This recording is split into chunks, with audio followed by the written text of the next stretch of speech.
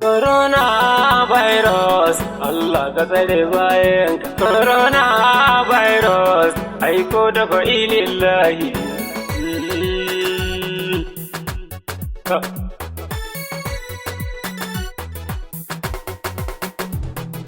Wani gida ya za a yi kenan al'amarin nan na damuna. Karki ishe ni da zancen banza ni kan na toshe hanci na. Tashi ka bani abin girkawa ne kamar yunwa na damuna. Ai in yunwa na damun ki ni ma yunwar na damuna. Ce ka saya mini garin kwaki kai ko da zai kulle cikina. Wai ni kan tafiyar kutaran nan in ce dai ba ku je Legas ba.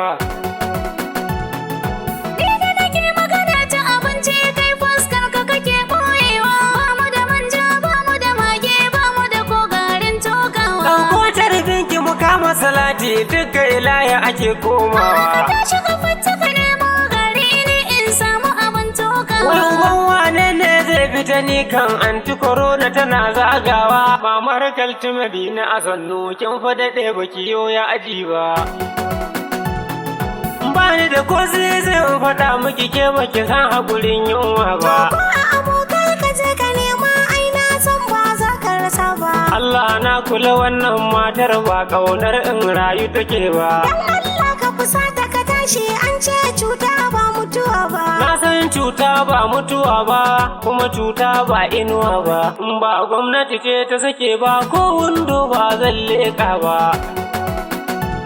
Sarkin rahama kawo mana ɗauki karka bari yunwa ta kashe mu. Kan tallafin da ake bayarwa mu har yau ya kasa ishe mu. An daure akuya ba dusa wai sai dai mu ci yar ajiyar mu. In kwata kare dole a fansa manaran sai dai ta rasa mu. Amma dan Allah kowa ya bi doka in dai ba ta hannun sallah ba.